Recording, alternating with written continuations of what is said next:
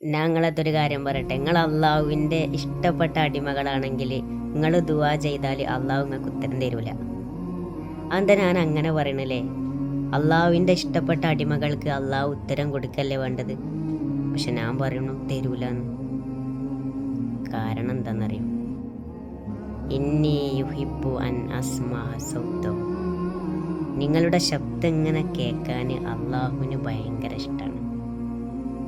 അള്ളാഹു ജിബിരിൽ അലൈഹി സ്വലാത്തു വസ്സലാമിനോട് പറയുന്നൊരു സംഭവമുണ്ട്. ജിബിരിലെ, എൻ്റെ ഒരു അടിമ ദുആ ചെയ്യുന്നുണ്ട്, ഫഖ്ലി ഹാജത്തു, അവൻ്റെ ആവശ്യം നിറവേറ്റി കൊടുക്ക്.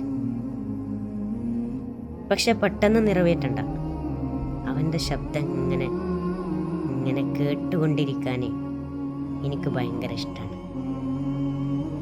അവൻ്റെ ആവശ്യം നിറവേറ്റി കൊടുത്താൽ പിന്നെ അവൻ ദുആ ചെയ്യൂല.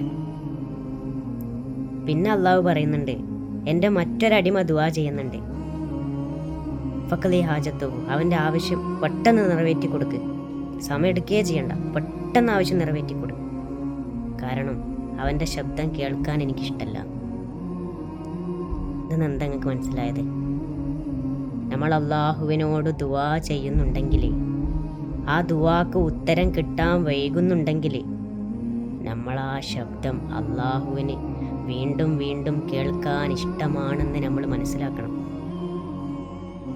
ആ പ്രാർത്ഥനക്ക് അള്ളാഹു ഉത്തരം തരും, തീർച്ച. ഒരു സമാധാനത്തിൻ്റെ ഉത്തരം.